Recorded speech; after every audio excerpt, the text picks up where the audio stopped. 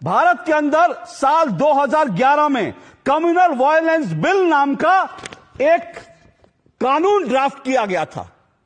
और आज मैं इस बात को डंके की चोट पर कह रहा हूं, इस बिल को जिन्होंने ड्राफ्ट किया उसमें 32 लोग थे, और वो 32 लोग चुने हुए नेता नहीं थे।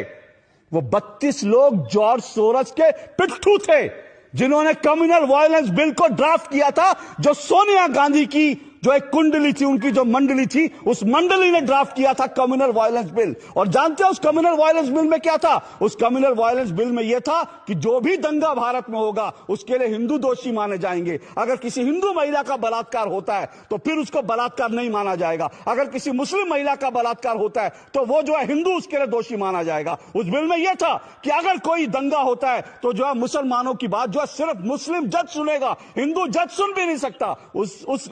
उस प्रस्तावित कानून में यह था कि अगर दंगा होता है और अगर एक मुसलमान कह देता है कि फलाना हिंदू दोषी है तो उसके खिलाफ तुरंत एफआईआर होगी और उसको जेल में डाल दिया जाएगा, और उस हिंदू को साबित करना है कि वो निर्दोष था।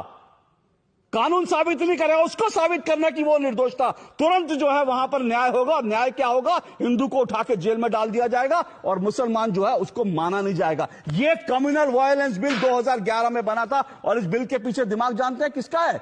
इस बिल के पीछे उन 32 लोगों का दिमाग था जो जॉर्ज सोरस के थे। सोनिया गांधी टॉप पे थी, और इस बिल बनाने वालों में हर्ष मंदार शामिल था। और वह हर्ष मंदार कौन है? वो जॉर्ज सोरस का आदमी है। ये वही हर्ष मंदार है दिल्ली के अंदर जिसके जो चिल्ड्रंस होम थे उस पर छापा पड़ा था, उसमें छोटे छोटे बच्चों का कन्वर्जन हो रहा था। आज भी वो केस चल रहा है। ये था जॉर्ज सोरस का पूरा। और इसीलिए इस जॉर्ज सोरस के इशारे पर राहुल गांधी कहते हैं हिंदू हिंसक होता है, संसद के अंदर कहते हैं हिंदू हिंसक होता है।